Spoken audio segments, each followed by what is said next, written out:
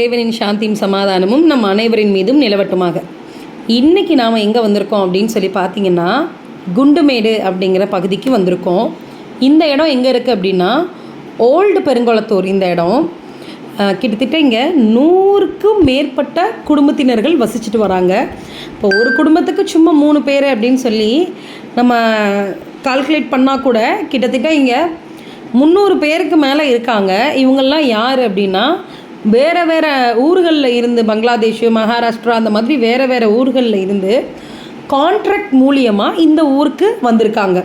2 வருஷம் 3 வருஷம் அப்படின்னு கான்ட்ராக்ட் போட்டு, ஒன்று இந்த கட்டுமான வேலைகள், மேஸ்திரி வேலை, கொத்தனார் வேலை அந்த மாதிரி போவாங்க. இல்லைனா இந்த மாதிரி குப்பை அள்ளுறது, அந்த இடத்த சுத்தம் பண்ணுற பணி, துப்புரவு பணியாளர்கள், அந்த மாதிரி வேலைகளில் சும்மா கான்ட்ராக்ட் போட்டு இவங்க வேலை பார்க்கக்கூடிய மக்கள். இவங்க எல்லாருமே, இவங்க அத்தனை பேருமே ரொம்ப சிரமத்தில் இருக்கக்கூடிய மக்கள் தான்.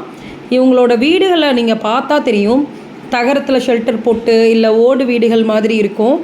இவங்களுக்குன்னே தனியாக ஒரு பகுதி ஒதுக்கி கொடுத்துருக்காங்க.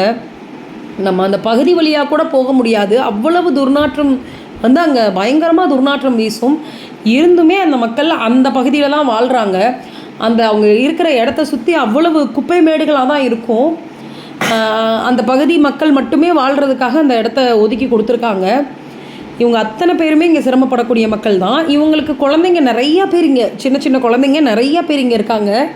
இவங்க அத்தனை பேருக்குமே கவர்மெண்ட் வசதி பண்ணியிருக்காங்க, படிக்க கொடுக்கறதுக்கு, அவங்களுக்கு வண்டி வச்சு அனுப்புறதுக்கு, இந்த மாதிரி எல்லா வசதிகளுமே இருக்குது. இங்கே நிறைய சின்ன குழந்தைங்களும் ஸ்கூலுக்கு போயிட்டு வர அப்படின்னு சொல்லியிருக்காங்க.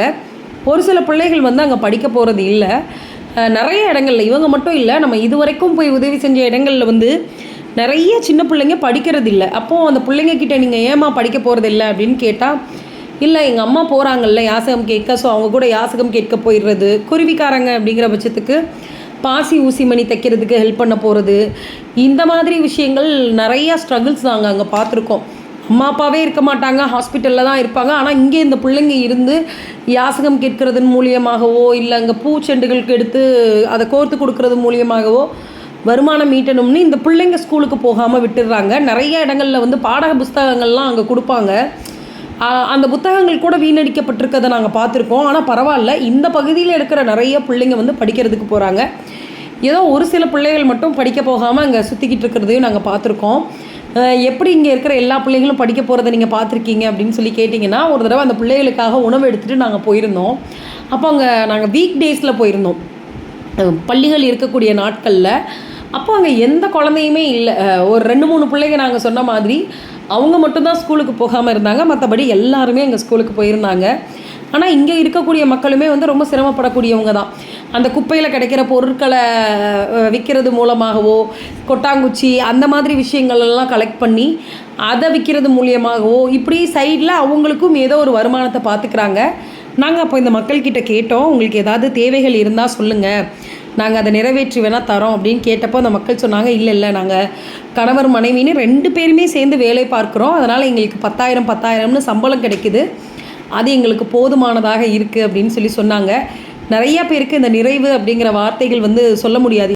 எவ்வளவு சம்பாதிச்சாலும் பத்தலை அப்படின்னு சொல்கிற காலகட்டத்தில் கூட இவ்வளவு கஷ்டப்படக்கூடிய இந்த இடங்களில் இருந்துட்டு கூட எங்களுக்கு நாங்கள் சம்பாதிச்ச இந்த வருமானம் எங்களுக்கு போதுமானதாக இருக்குது அப்படின்னு அவங்க சொல்கிறாங்க. அதை கேட்கும்போது ரொம்ப சந்தோஷமாக இருந்தது. பாருங்கள் எவ்வளவு சின்ன குழந்தைகள் அப்படின்னு சொல்லி அங்கே கஷ்டப்படுற மக்கள் இருக்காங்கன்னு சொல்லி எங்களை அனுப்பி வச்சாங்க. ஆனால் எங்களுக்கு தெரியாது இங்கே இவ்வளவு மக்கள் இருப்பாங்க அப்படின்னு சொல்லி. தெரிஞ்சிருந்தால் நம்ம உணவாகவே எடுத்துகிட்டு போயிருந்துருக்கலாம். ஆனால் இப்போது அந்த டைமில் நம்ம வண்டியில் லோட் பண்ணி வச்சுருந்தது பிஸ்கெட்டு, ஜூஸு, வாட்டர் பாட்டில் அந்த மாதிரி தான் நம்ம லோட் பண்ணி வச்சுருந்தோம். அதனால் அதை அந்த மக்களுக்கு நம்ம கொடுத்தோம். அதையுமே நிறைய பேர் சந்தோஷமாக ஓடி வாங்கிக்கிட்டாங்க. பார்க்க ரொம்ப சந்தோஷமாக இருந்தது. உங்கள் சைடில் ஃபங்க்ஷனு, வீட்டில் ஏதாவது விசேஷம் வச்சுருக்கீங்க, சாப்பாடு மீந்து போச்சு அப்படின்னு நீங்கள் நினச்சிங்கன்னா வருத்தமே பட வேணாம். இந்த பகுதியில் இந்த மக்களுக்கு கொடுங்க, எல்லாமே காலியாக போயிடும். இங்கே அவ்வளவு கஷ்டப்படக்கூடிய மக்கள் இருக்காங்க, கை குழந்தைகளோடு இருக்கக்கூடிய தாய்மார்கள்லாம் கூட இருக்காங்க. ஸோ இந்த மாதிரி விஷயங்கள் செய்கிறதுக்கு எங்களுக்கு சப்போர்ட் பண்ணுங்கள், லைக் பண்ணுங்கள்.